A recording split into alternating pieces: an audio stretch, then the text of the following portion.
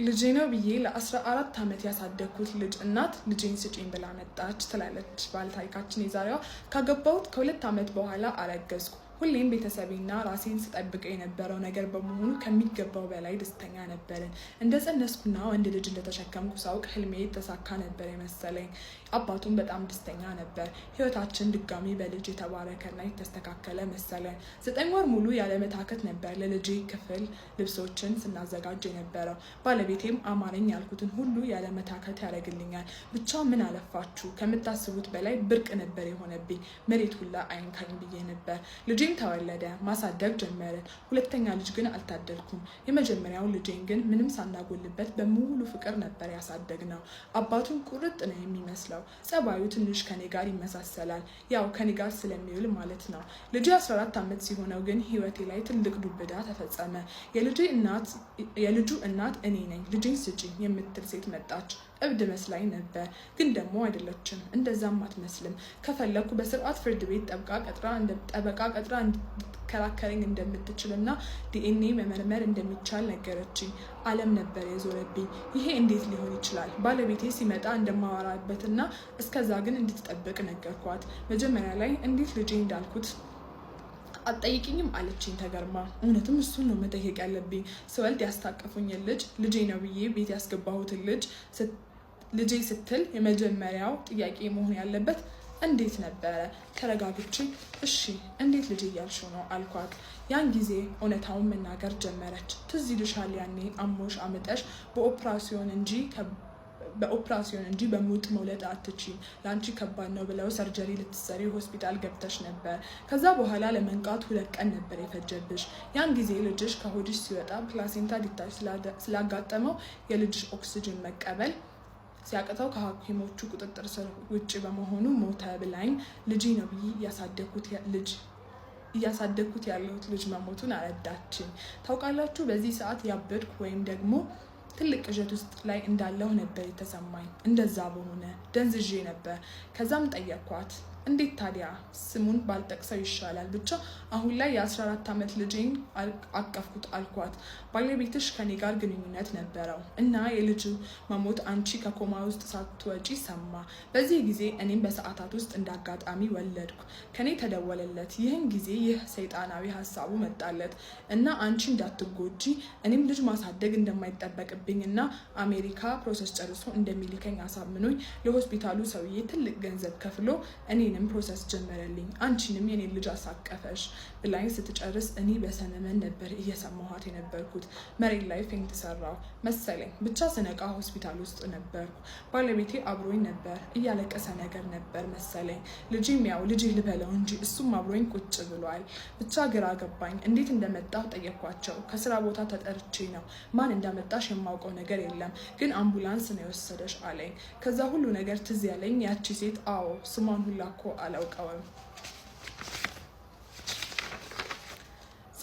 እኮ አላውቀውም፣ ግን ያወራችውን አምኛት ሁላ ራሴን እስከመሳት ደርሼ ነበር። ሲጀመር ልጄ ትምህርት ቤት ባለበት ሰዓት፣ ባሌም ስራ በነበረበት ሰዓት ብቻዬን ሆኜ ማውራቴ እና ግን ማመኔ ይገርመኛል። ከሆስፒታል ደህና ናት እረፍት ታድርግ ብለው አስወጡኝ እና አሁንም ግን የተነገረኝን ነገር ለረሳው አልቻልኩም። አምኛታለሁ። ልጄን ባየሁት ቁጥር እናቱ ነኝ ያለችኝ ሴት ድቅን ትልብኛለች። ቆይ ይሄ ሁሉ ዓመት ምንም አይነት ስሜት ሳይሰማኝ እንዴት ነው ከልጄ ጋር እናቱ ሆኜ ያሳለፍኩት? ግራ ገባኝ። ብቻ ያቺ ሴት ተመልሳ እስከምትመጣ ድረስ እየጠበኳት ስለሷ ማሰብ ጀመርኩ። ጸባዬ ሙሉ ለሙሉ እየተለወጠ መጣ። በዛ ላይ ደግሞ ከምታስቡት በላይ በሀሳብ መሄድ ጀመርኩኝ። ብቻ በቃ ባለቤቴ ማየት ሁላ አስጠላኝ። አስመሳይ፣ ውሸታም፣ ቺተር፣ ብቻ ምን አለፋችሁ በጣም መጥፎ ያ ሁሉ ጸባዮች ያሉበት ሰው በመሆኑ ነው የሚታየኝ። ለ14 ዓመት ያህል ልጄን እንዳላቀፍኩ እያወቀ ልጄ መሞቱን እያወቀ ይህን ያህል ድራማ እንዴት ይሰራል? ልጄን በሌላ በኩል ሳየው በጣም ያሳዝነኛል። ከባድ ጊዜ ነው የሚያሳልፈው። እውነታው ሲያውቅ ደግሞ ብቻ ከባድ ነው። አሁን ላይ ባለቤቴን አሳምኜ ለትንሽ ቀን ልጄን ይዤ ከሀገር መውጣት አሰብኩኝ። እናም ቫኬሽን ነገር እንደሚያስፈልገን አሰብኩኝ። ለልጄም ትምህርት ቤት ማስፈቀጃ ማስገባቴን ነገርኩት፣ ለባለቤቴ ማለት ነው። ብዙ ለማሳመን ሞክሬ የማይሆኑ ምክንያቶችን ደርድሬ ብቻ አሳመንኩት። ከኛ ጋር መምጣት ፈልጎ ነበር፣ ነገር ግን ስራ ይበዛበታል ምናምን እና ሲጨርስ እንደሚቀላቀለን ነግሮኝ ቲኬት ቆርጠን አሁን ላይ ለትንሽ ጊዜ ከባለቤቴም ከቤቴም ከዛችን የተረገመች ሴት ለመራቅ የወሰንኩት ውሳኔ ነበር። አላውቅም በእውነቱ አላውቅም ከእውነታው ይሁን እየራኩ ያለሁት ከራሴና ከዛች ሴትዮ ይሁን አላውቅም። ለባለቤቴ ምንም ነገር አልነገርኩትም። ይቺ ሴት ስልኳም ስሟም ምንም ነገር የለኝም። አሁን ወደ ሀገር ቤት ስመለስ ምን እንደሚጠብቀኝ አላውቅም። ይህን ጊዜ ከሱ ጋር ተነጋግራ እሱ ምንም እንዳልተፈጠረ እያወራኝ ይሆናል። ሁሌ ማታ ማታ ፌስታይም እናወራለን። እንደናፈቅነው ነው የሚነግረኝ። አሁን ላይ እያሳሰበኝ ያለው የመጀመሪያ ልጄ ከሞተ ወይም ከወለድኩት በኋላ መውለድ ያልቻልኩበት ምክንያት ምን ሊሆን ይችላል? ይሄን እኮ ማህፀኔ ላይ ችግር አለ። እሱንም ደብቀውኝ ይሆናል። ብቻ የሞተብኝ ልጅ እያሰብኩ ነው ያለሁት። ይህን ይመስላል ታሪኬ። ሂባዬ በጣም አመሰግናለሁ ትላለች። የታሪኩን መጨረሻ ማወቅ ፈልጌ ነበር ግን ሺዝ ጋን ሄዳለች። እና ምን ታስባላችሁ? ታሪኩ እኔ ምን ማለታች ቻ anyway this is her story. I want part 2 እሺ። ከምር ወደ ሀገር ስትመለሽ የሚፈጠረው ነገር ትነግሪኛለሽ፣ ትጽፊልኛለሽ። ተስፋ አደርጋለሁ። ባይ። ተገድጄ ነበር ያገባሁት ትለናለች። እድሜ በሰዓቱ 19 ነበር። እናቴ የሞተችው 13 እየነበርኩ በካንሰር ተሰቃይታ ነው። አባቴ እሷን በቀበርን አመት ሳይሞላ አገባ። ህይወቴ ያኔ ምስቅልቅል ወጣ። የእንጀራ እናቴ በጣም ጨካኝ ነበረች። አትወደኝም። ሁሌ እኔ የቤት ሰራተኛ የሆንኩ ያህል እስኪሰማኝ ድረስ የቤት ሰራተኛዋን አስቀምጣ ከሷ ጋር የባጤ ቆጡን ያወራሉ። ያኔ እኔ ነበርኩ የቤቱን ስራ ቀጥ ለጥ አድርጌ የሚይዘው። አባቴ ወደ አዲስ አበባ እየሄደ ስለነበር የሚሰራው ከሱ ጋር ብዙ ጊዜ አላሳልፍም። ሲጀመር እሷን ያገባት እናቴ ሞታለችና ላንቺ እናት ፍቅር ገና በ13 ዓመትሽ ማጣት የለብሽም ብሎ ነበር። አንድ ቀን አባቴ ለብዙ ወራት ከሀገር ሊወጣ ስራ እንዳለው ነገረን። ምርር ብዬ አለቀስኩ። የእንጀራ እናቴ አባቴ በወጣ በሳምንቱ ልትድረኝ እንደሆነ ነገረችኝ። በፍጹም የማልፈልገው ነገር ነበርና ብዙ ለማንኳት፣ ብዙ አለቀስኩ። ጎረቤት ሄድኩ። እነሱም እሷን ነበር የሚደግፉት። ምንድነው የምትፈልጊው? ሰውየው እኮ በጣም ሀብታም ነው። እንኳን አንቺን ዘር ማንዘርሽን አንቀባሮ የሚያኖር ጸጋ አለው ብላ ጮኸችብኝ። ላገባው 2 ቀን እስከሚቀረው ድረስ ስሙን ሁላ አላውቅም ነበር። ሳልወድ በግዴ አገባሁት። የሰርጌ ማታ ገና ፊቱን አየሁት። አውቃለሁ እዚህ ጋር አባትሽስ ልትይ ትችያለሽ። እንጀራ እናቴ አስጠንቅቃኝ ነበር በሙሉ ፍላጎቴና በራሴ ፈቃድ መሆኑን። አለበለዚያ ግን ከአንቺ በላይ እኔ አለሁልሽ፣ እኔ አሳይሻለሁ ስላለች ዝም አልኩኝ። ለአባቴ ምን ብላ እንዳሳመነችው አላውቅም፣ ግን ተስማማ። የሰርጌ ቀን ማታ ባሌን አየሁት። ልክ መኝታ ቤት እንደገባ አልጮኸብኝም፣ ግን ርህራሄ በሌለው ስሜት ልብሴን እንዳወልቅ አዘዘኝ። መንቀጥቀጥ ጀመርኩ። እንባይም መያዝ አልቻልኩምና ለቀኩት። ያኔ እንደዛው እንደቀዘቀዘ እኔ ለዛሬ ሶፋው ላይ ተኛለሁ፣ ከነገ ጀምሮ ግን እንደ ሚስት አክት ብታደርጊ ነው የሚያዋጣሽ ብሎኝ ሄዶ ተኛ። ያን ቀን ሌሊት ሙሉውን አልተኛሁም። ጣሪያው ላይ እያፈጠጥኩ እያለቀስኩ ነጋ። አርፍጄ ነበርና የተነሳሁት። ከክፍሌ ስወጣ እሱ የለም። ስራ ይሆናል ብዬ እራቱን አዘጋጀሁለት። መጥቶ በልቶ ሶፋው ላይ ተኛ። አውርቶኝ አያውቅም። በስርዓት ራሱ አይኔን አይቶት አያውቅም። በቃ የቤት ሰራተኛ ነበር የምመስለው። የእሱን ምግብ ማዘጋጀት፣ ልብስ ማጠብና መተኮስ፣ እንዲሁም ቤቱን ማጽዳት ወዘተ። አንድ ቀን ምሳ ያቀረብኩለት እያለ አንድ ብርጭቆ ከእጄ ላይ ተንሸራቶ ወደቀ። ደንግጬ እየለቀምኩ እያለ እጄ ክፉኛ ቆረጠኝ። በጣም የሚፈስ ነበር ደሙ፣ ግን ሸፍኜው እያቀራረብኩ እያለ በአጋጣሚ ደሙን እያየ ለመጀመሪያ ጊዜ ምን ሆነሽ ነው ብሎ ጠየቀኝ። ብርጭቆ ተሰበረብኝ ይቅርታ አልኩት። እጄን ያዘና ቁስሌን አይቶት በጨርቅ ጠቀለለልኝ። ለሌላ ጊዜ ተጠንቀቂ፣ ቁጭ በይ በቃ አሁን እኔ ራሴ አቀርበዋለሁ እንዲሁም ጠርገዋለሁ አለኝ። ክፍሌ ገብቼ ተኛሁ። ጠዋት ስነሳ ጠረጴዛው ላይ የቁስል ማድረቂያ፣ የቁስል ፕላስተር ምናምን እንዲሁም ትንሽዬ ቦክስ ውስጥ ቸኮሌት እና ትንሽዬ ማስታወሻ በጸጥታ ለምትደማው ሚስቴ ከሚል ማስታወሻ ጋር ተቀምጠዋል። እሺ ምንድነው የሚለው? ተቀምጧል። አልገባሽም እንዴት እንዳለቀስኩ። እሱ ጥሩ ስለሆነልኝ ሳይሆን ለአመታት ለመጀመሪያ ጊዜ የተፈለኩ ያህል ስለተሰማኝ። አንድ ምሽት በጣም እየዘነበ ነበር እና መብራት ጠፍቶ ስለነበር ሻማ አብርቼ ሻይ አፍልቼ ነበር። እሱ በሰዓቱ መጣ።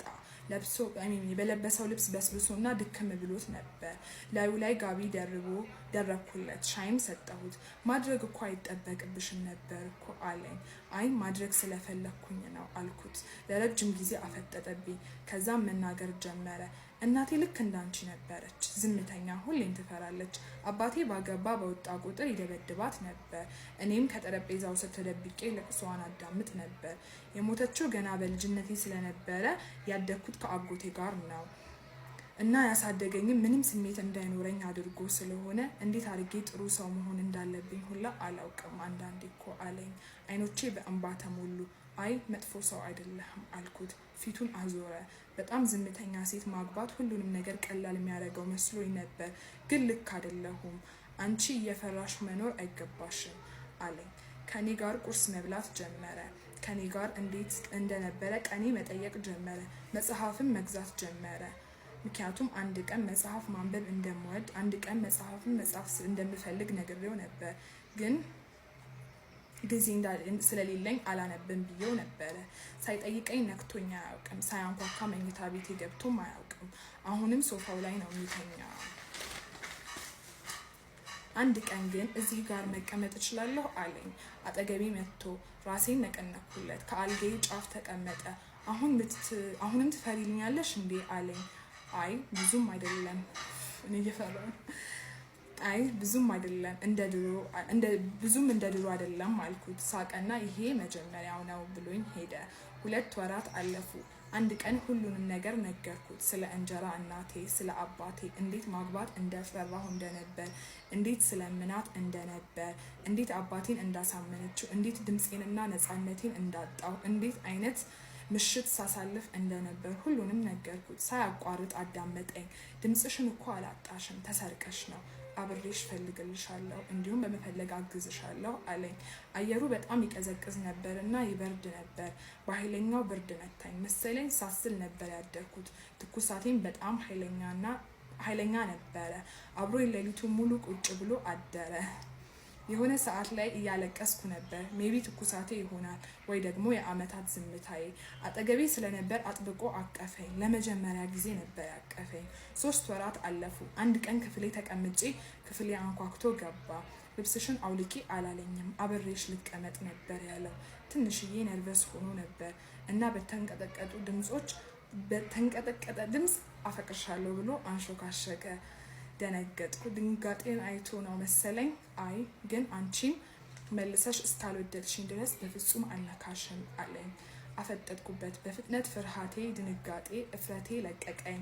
ምክንያቱም አሁን ፊት ለፊቴ የተሰበረ እንዲሁም እየዳነ ያለ እንደኔ አይናፋርና የዋህ ሰው አየሁ። እጁን ያዝኩት። እኔም ወድሃለሁ አልኩት። ማንም አስገድዶኝ ሳይሆን ስለፈለግኩ ብቻ። ያ ምሽት ራሴን አሳልፌ ሰጠሁት። በቃ ህይወት ቀጠለ። አሁን 23 ዓመቴ ነው። እሱ ደግሞ 31። ደስ የሚል የራሳችን ጋርደን አለን። እዛ ጋር የሚገርም ጊዜ አሳልፋለሁ። መጽሐፍ ለመጻፍ ተፍተፍ እያልኩ ነው። አንድ ቀን ጽፌ ታነቡልኝ ይሆናል። ደስተኛ ነኝ። ሁሌም እናንተ ጥሩ ሁኑ፣ በሃይማኖታችሁም ጸልዩ እና ጥሩ አስቡ፣ ጥሩ ይገጥማችኋልና። አመሰግናለሁ ሂባዬ፣ ታሪኬን ትወጂዋለሽ እና ታስተላልፊልኛለሽ ብዬ አስባለሁ ብላለች። በጣም ወድጄዋለሁ። በጣም ደስ ይላል። ኡፍ እናነብልሻለን መጽሐፍሽን አንድ ቀን። ያ ዲስ ዋዝ ሄር ታሪክ። ባይ